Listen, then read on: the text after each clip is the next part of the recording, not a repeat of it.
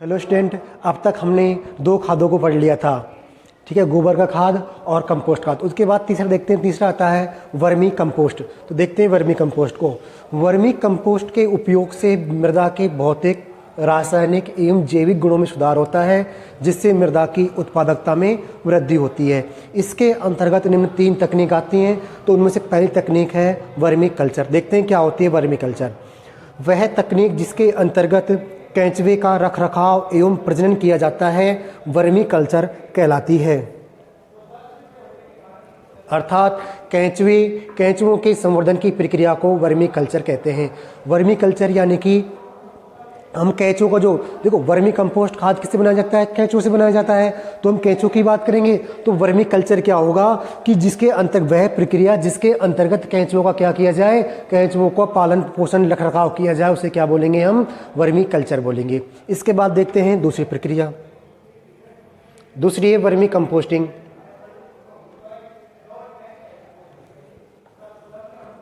Vermi composting इसमें क्या है? कूड़ा कचरा व गोबर को केंचुओं एवं सूक्ष्म जीवों की सहायता से उपजाऊ खाद में बदलने की प्रक्रिया वर्मी कंपोस्टिंग कहलाती है। पहली कौन सी थी? Vermi culture. वर्मी कल्चर में क्या था कि जो केंचुए थे उनका संवर्धन करना, या फिर हम कहीं केंचुओं का रखरखाव एवं प्रजनन करना। दूसरी विधि दूसरी क्या है? Vermi composting. वर्मी कंपोस्टिंग क्या है?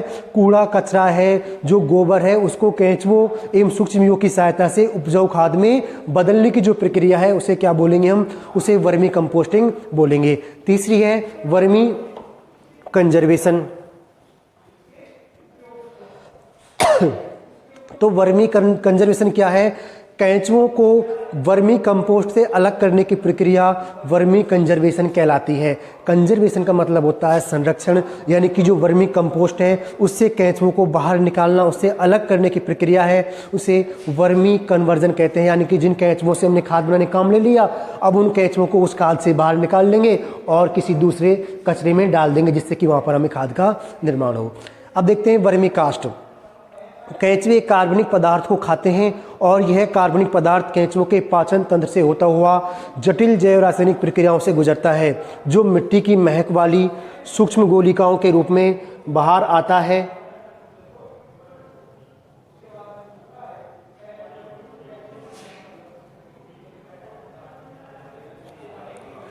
क्या है? केंचुए कार्बनिक पदार्थों को खाते हैं और यह कार्बनिक पदार्थ केंचुओं के पाचन तंत्र से होता हुआ जटिल जैव रासायनिक प्रक्रियाओं से गुजरता है, जो मिट्टी की महक वाली सूक्ष्म गोलिकाओं के रूप में बाहर आता है। कोकून के साथ निकला यह पदार्थ और गैर पचा हुआ पदार्थ ही वर्मी कास्टिंग कहलाता है। यानी कि जो भी कार्बनिक पदार्थ थे, या फिर हम जो कार्बनिक पदार्थों को क्या किया, केंचुओं ने अपने अंदर पाचन तंत्र के अंतर्गत लिया उन्होंने, और उनकी आहार नाल से होते हुए इसका क्या हुआ, इसको मिट्टी की महक वाली सूक्ष्म गोलिकाओं में रूपांतरित कर दिया और इनको क्या होगा, इनका उत्सर्जन कर दिया जाता है। इससे क्या होगा कि इससे जो पदार्थ बना है, जो केंचुए के अपशिष्ट पदार्थ से जो बाहर निकला है, उसे क्या बोलेंगे? उसे वर्मी कास्ट कहते हैं। अब देखो, वर्मी कंपोस्ट में गोबर की खाद की अपेक्षा अधिक मात्रा में NPK उपस्थित होते हैं। हम किसके लिए बना रहे हैं इस खाद को? इस खाद को बना रहे हैं हम पोषक तत्वों के लिए। और पोषक तत्व कौन कौन से हैं? नाइट्रोजन है, फास्फोरस है और पोटेशियम है। तो इसमें नाइट्रोजन, पोटेशियम और फास्फोरस की जो मात्रा है वो गोबर के जो खाद थी उसकी तुलना में अधिक होती है। तो देखते हैं इनमें पोषक तत्वों की मात्रा कितनी कितनी होती है।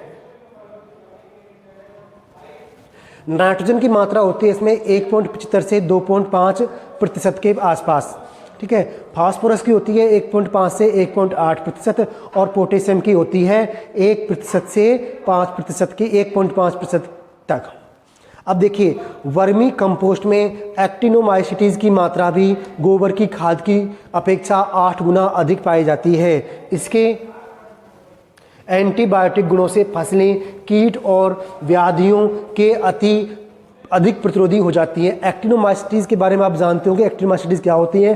तो इन एक्टिनोमाइसीटीज की मात्रा भी गोबर खाद की अपेक्षा इस वर्मी कंपोस्ट में क्या होती है? 8 गुनी होती है। एक्टिनोमाइसीट्स एक कवक है जो कि फसलों के लिए रोग प्रतिरोधक क्षमता बढ़ाने में लाभदायक है। अब देखते हैं कि वर्मी कंपोस्ट निर्माण किससे हो रहा है, कैंचुओं से हो रहा है। तो हमें देखना होगा कि ये कैंचुए कितने प्रकार के हैं।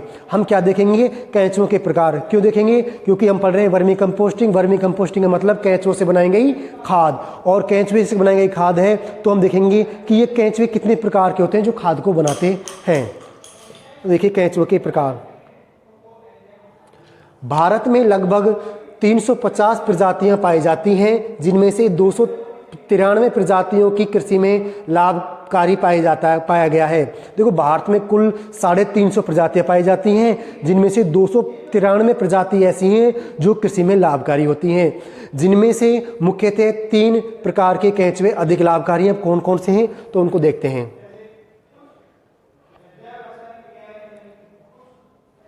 पहले है एपीजिक। पहली प्रजाति कौन सी कैंचुए की, एपीजिक।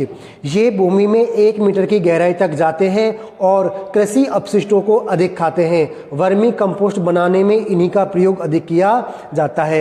उदाहरण है आइसिनिया फोइटिडा, पेरेनिप्स, ऑर्निवेसकोली, फेरेटिमा आदि।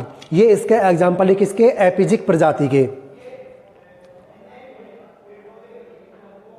दूसरी प्रजाति है इंडोजिक। कौन सी है, इंडोजिक।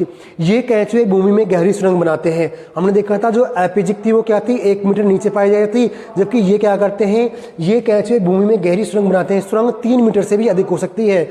ये कैंचुए कृषि अपशिष्टों को कम व मिट्टी को अधिक खाते हैं। ये कृषि अपशिष्टों को तो कम खाएंगे और मिट्टी को अधिक खाते हैं। यह जल निकास में उपयोगी होते हैं। जल निकास में क्यों होते हैं, क्योंकि ये मिट्टी में छिद्र बना देते हैं।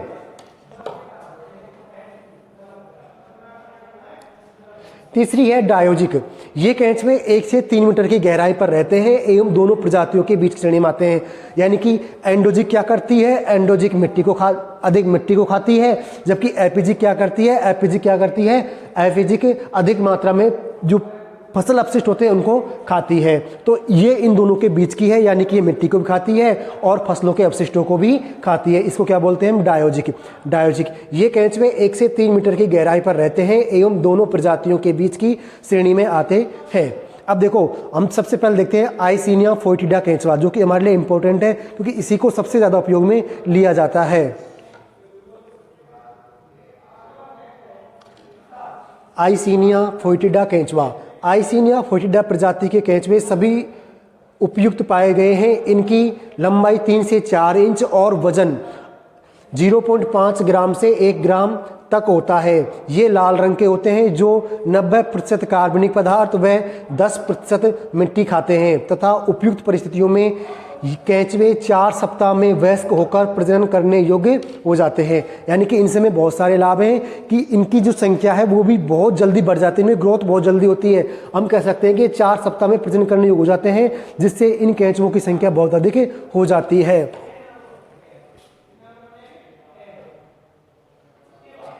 एक कैंचुआ 1 सप्ताह में 2 से 3 कोकून देता है और एक कोकून में 3 से 4 अंडे होते हैं।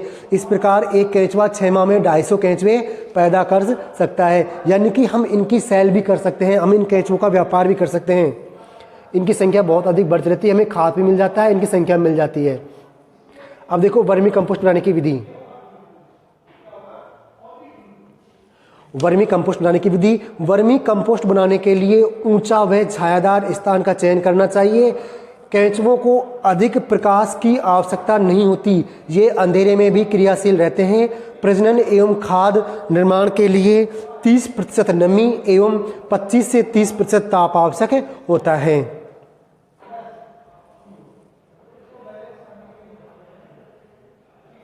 देखो वर्मी कंपोस्ट बनाने के लिए क्यारियों की लंबाई 40 से 50 फीट व चौड़ाई 3 से 4 फीट रखते हैं। अब क्यारी में कृषि अपशिष्टों की 3 इंच मोटी एक परत बनाते हैं जिसे पानी से नम कर दिया जाता है और फिर 2 इंच मोटाई की एक परत गोबर की बिछाई जाती है।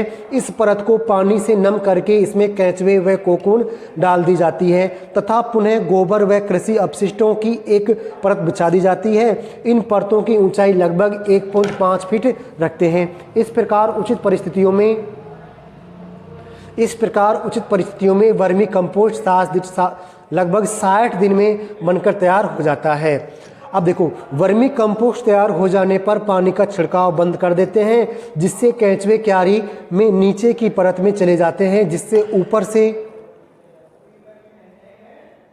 वर्मी कंपोस्ट को जिनके ऊपर से वर्मी कंपोस्ट को इकट्ठा कर लेते हैं। अब देखो, वर्मी कंपोस्ट जो हमारा उर्वरक है, जो खाद है, उससे क्या लाभ है? तो देखिए वर्मी कंपोस्ट के लाभ। वर्मी कंपोस्ट देसी खाद की तुलना में अधिक श्रेष्ठ देखो एक बार, वर्मी कंपोस्ट के लाभ। वर्मी कंपोस्ट देसी खाद की तुलना में अधिक श्रेष्ठ किस्म का होता है, क्योंकि अब देखिए कारण क्या है इसके, उन कारणों को देखते हैं क्यों श्रेष्ठ है। पहला है पोषक तत्वों की मात्रा अधिक होती है। हमने अभी देखा था कि गोबर खाद की तुलना में वर्मी कंपोस्ट खाद में NPK की मात्रा अधिक होती है। दूसरा है मृदा की जलधारण क्षमता में वृद्धि होती है, जिससे भूमि में कटाव भी रुक जाता है।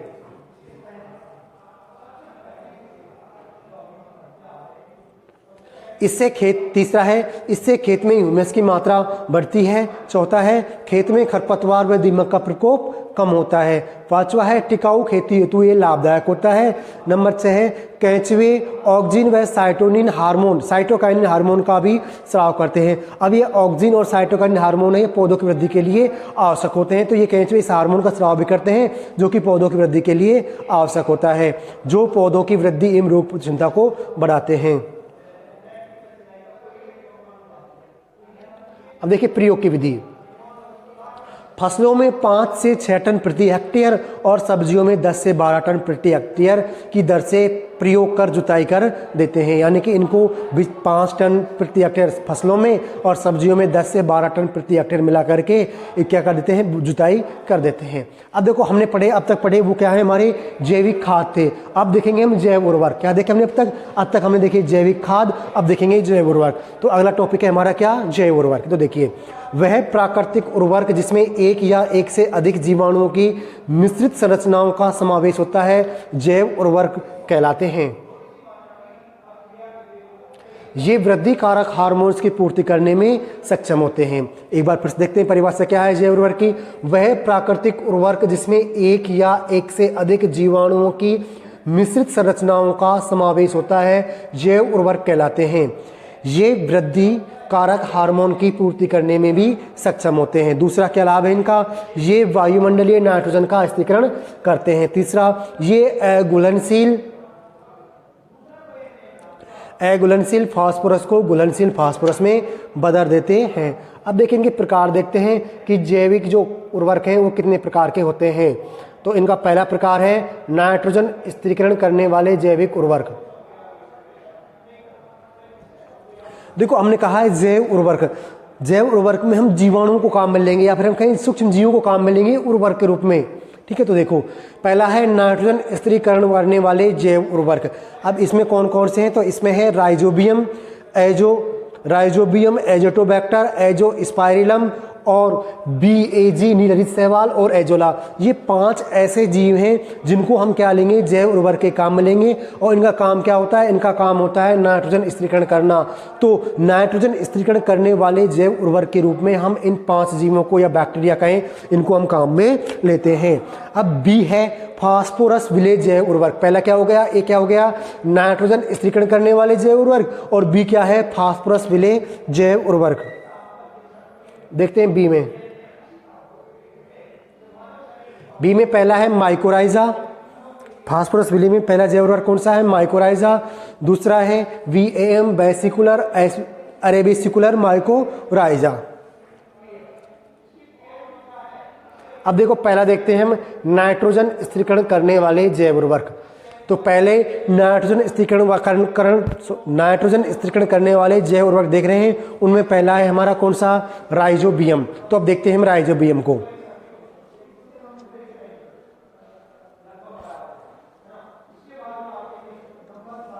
देखो जो ये राइजोबियम होता है, क्या एक जीवाणु होता है।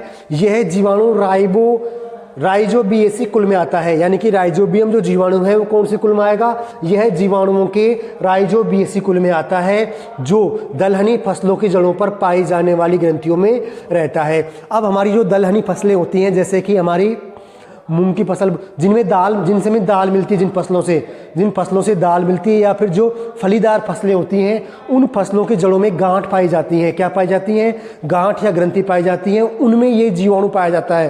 क्या? राइजोबियम जीवाणु उन गांठों में पाया जाता है। तो देखिए, यह जीवाणु राइजोबियेसी कुल में आता है, जो दलहनी फसलों की जड़ों पर पाई जाने वाली ग्रंथियों में रहता है। ये जीवाणु वायुमंडल से नाइट्रोजन का अवशोषण करके उसका स्थिरीकरण करते हैं, जो पौधों के लिए उपलब्ध होता है। नाइट्रोजन स्थिरीकरण का मतलब क्या है, ये हम देख चुके हैं किसमें? पोषक तत्वों वाले चैप्टर में।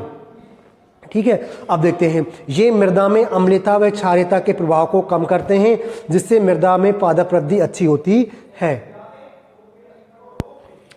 विभिन्न दलहनी फसलों के लिए विभिन्न राइजोबियम की प्रजातियों के कल्चर या संवर्धन काम में लिए जाते हैं, जो निम्न हैं। अब देखो, भिन्न भिन्न फसलों के लिए राइजोबियम की भिन्न भिन्न प्रजातियां काम में ली जाती हैं। तो कौन सी फसल के लिए कौन से राइजोबियम को काम में लिया जाता है, वो देखते हैं हम।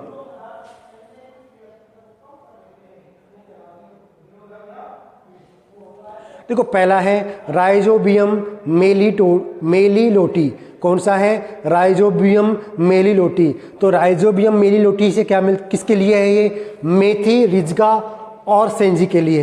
राइजोबियम मेलिलोटी किसके लिए है? मेथी, रिज्गा और सेंजी के लिए। अब दूसरी है राइजोबियम ट्राइकोफोलाई, ये किसके लिए है? बरसीम के लिए है। तीसरी है राइजोबियम लेग्यूमिनोसेरम, ये किसके लिए है? मटर और मैसूर के लिए है। तीसरी है राइजोबियम फेसियोली किसके लिए? सेम के लिए है। अगली पांचवी है राइजोबियम जेपोनिकम, ये सोयाबीन के लिए है। छठी है राइजोबियम लुपिनी, ये मूंगफली, मूंग, उड़द, चना और अरहर के लिए है। तो ये तो हो गई हमारी राइजोबियम जो जैव उर्वरक है वो। अब देखते हैं एजेटोबैक्टर जैव उर्वरक को। यह जीवाणु एजेटोबैक्टीरियेसी कुल में आता है तथा स्वतंत्र रूप से मृदा में रहते हैं और ये वायु से नाइट्रोजन ग्रहण करके उसका स्थिरीकरण करते हैं। देखो, जो हमने अभी पढ़ा था राइजोबियम, तो राइजोबियम तो किस में पाया जाएगा? राइजोबियम तो पाया जाएगा दलहनी फसलों की ग्रंथियों में या फिर गांठों में, जबकि जो एजेटोबैक्टर है वो मृदा में स्वतंत्र रूप से पाया जाता है, यानी कि इसके लिए किसी भी पौधे का होना आवश्यक नहीं है। और ये क्या करता है? यह वायुमंडल से नाइट्रोजन को ग्रहण करके उसका स्थिरीकरण कर देता है। अब इसके उपयोग क्या है? तो उपयोग देते हैं। नंबर 1, ये गेहूं, जौ, मक्का, सब्जी आदि में पौधों की वृद्धि को बढ़ाने वाले पदार्थ पैदा करता है, जिससे बीजों के अंकुरण में वृद्धि होती है और पौधों की जड़ों का विकास होता है। ये ज्वार, दूसरा देखिए, ये ज्वार, मक्का, सरसों, कपास आदि में वृद्धि के साथ साथ पौधों की संख्या में भी वृद्धि करते हैं। तीसरा है ये जैव उर्वरक पॉलीसैकेराइड उत्पन्न करते हैं, जिससे मृदा संरचना में सुधार होता है। अगला देखिए, 2 हो गए हमारे। अब तीसरा देखते हैं हम, एजोस्पाइरिलम। तीसरा बैक्टीरिया कौन सा है या हम कहें जैव उर्वरक कौन सा है? एजोस्पाइरिलम। ये भी क्या है? ये भी एक जीवाणु है और इसका काम भी क्या है? इसका काम भी नाइट्रोजन स्थिरीकरण करना है, क्योंकि हम इन तीनों को पढ़ रहे हैं किसमें? नाइट्रोजन स्थिरीकरण करने वाले जैव उर्वरकों में। तो देखिए, एजोस्पाइरिलम, यह जीवाणु एजोस्पाइरिलेसी कुल में पाया जाता है। यह राई,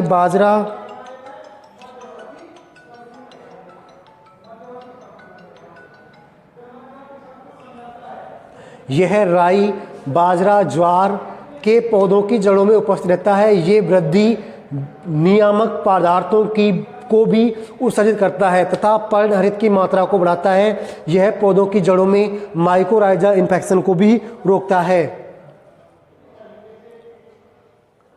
उपयोग है इसके धान, ज्वार, गन्ना, बाजरा, सब्जियों आदि में उपयोगी है। पहला उपयोग इसका ये हो गया।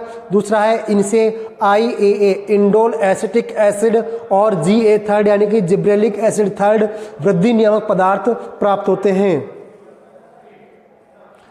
तीसरा है अनाज, इनसे अनाज वाली फसलों में 15 से 30% उपज बढ़ती है। अब देखिए, नाइट्रोजनी जैव उर्वरकों की उपयोग की विधि कि इनको किस प्रकार से उपयोग में लिया जाता है। तो नील हरित शैवाल तथा एजोला के अलावा सभी जैव उर्वरकों का निम्न प्रकार से प्रयोग किया जाता है। नंबर 1 है बीज उपचार। नंबर 1 क्या है? बीज उपचार। इस विधि में 1.5 से 2.5 लीटर पानी को गर्म करके उसमें गुड़ मिलाकर घोल तैयार करते हैं। जैव उर्वरक और तैयार करते हैं और घोल के ठंडा होने पर उसमें 600 ग्राम यानी कि जैव उर्वरक मिलाते हैं। क्या मिलाएंगे? उसमें 600 ग्राम जैव उर्वरक मिला देते हैं। अब उपयोगी बीजों को फर्श या पॉलीथीन पर फैलाकर कल्चर घोल, हमने क्या कल्चर घोल क्या है? जैव उर्वरक का जो घोल है उसे क्या बोलेंगे? कल्चर घोल बोलेंगे। अब उपयोगी बीजों को फर्श या पॉलीथीन पर फैलाकर कल्चर घोल को बीजों पर छिड़क कर भली भांति मिला देते हैं, जिससे बीजों पर कल्चर के घोल की परत चढ़ जाती है।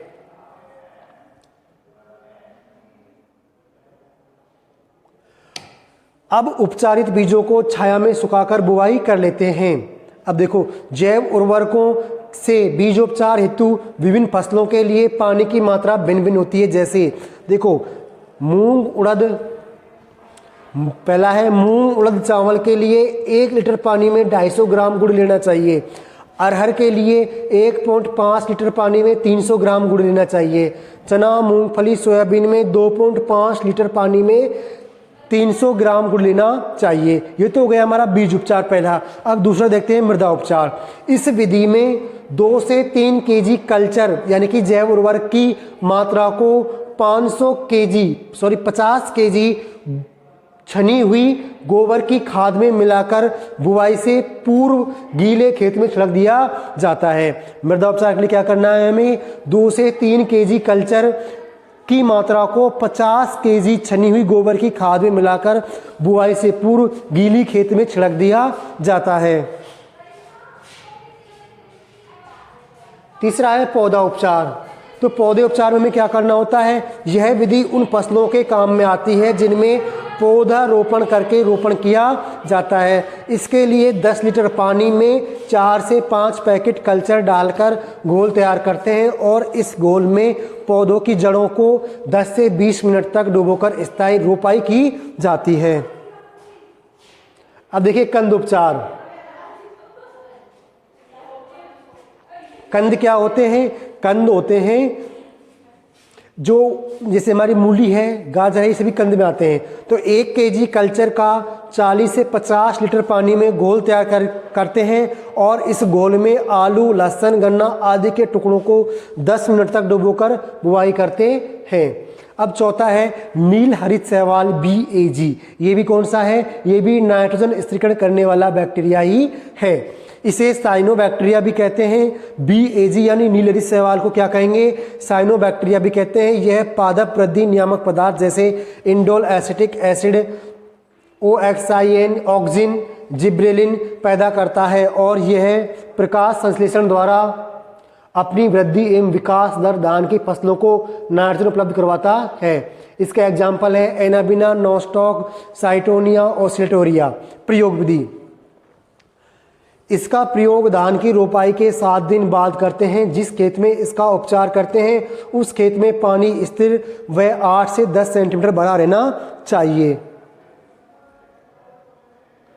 खेत में 8 से 10 केजी पर हेक्टेयर की दर से नील हरित शैवाल का छिड़काव करते हैं और कल्चर डालने के बाद 4 से 5 दिनों तक पानी स्थिर भरा रहना चाहिए। अब पांचवा है एजोला। एजोला एक जलीय फर्न है जो एजोलेसी कुल में आता है। भारत में एजोला पिनेटा पाया जाता है। यह प्राय झील, तालाब, नहर तथा कहीं कहीं धान के खेत में पानी की सतह पर तैरता हुआ मिलता है और एजोला एनाबिना एजोली के साथ सहजीवन क्रिया द्वारा धान के खेतों में नाइट्रोजन स्थिरीकरण करता है। एजोला धान की फसल में लगभग 40 से 50 केजी नाइट्रोजन पर हेक्टेयर प्रदान करता है।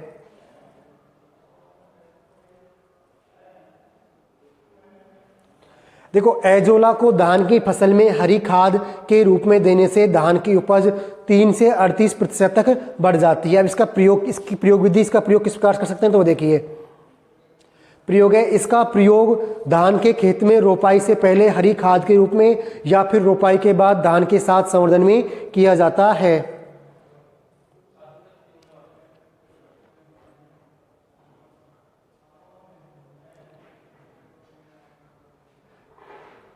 आगे देखिए, पहला देखिए, इसका प्रयोग केवल उन्हीं क्षेत्रों में संभव है जहां रोपाई के पहले पर्याप्त पानी उपलब्ध हो। इसके लिए खेत को तैयार करके छोटी छोटी क्यारियों में बांटकर 5 से 10 सेंटीमीटर पानी से भर देते हैं और फिर इसमें 1 से 2 टन प्रति हेक्टेयर की दर से एजोला डाल देते हैं तथा 10 केजी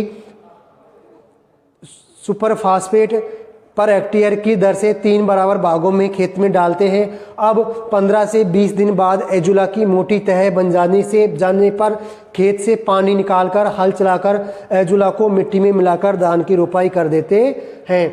दूसरा है, धान के साथ एजोला का प्रयोग करने के लिए 0.5 से 1 टन एजोला पर हेक्टेयर की दर से रोपाई से 1 सप्ताह बाद खेत में डालते हैं। 20 से 25 दिन बाद एजोला की मोटी तह बन जाती है जो अपने आप सड़ जाती है और फसल को पर्याप्त लाभ देती है। अब देखो, ये तो हो गए हमारे नाइट्रोजन स्थिरीकरण करने वाले जैव उर्वरक। अब देखेंगे फास्फोरस विलेज जैव उर्वरक, लेकिन उनको देखेंगे हम नेक्स्ट क्लास में। तो देखो, इनके जो ये अभी हमने पढ़ा है, जितनी इस चैप्टर को हम पढ़ रहे हैं, चैप्टर नंबर 11 है, इसके नोट्स आपको ऐप में मिल गए हैं, वहाँ से आप इनके नोट्स लिख सकते हो। तो अब देखेंगे आगे फास्फोरस विलेज उर्वरक नेक्स्ट क्लास में। Thank you.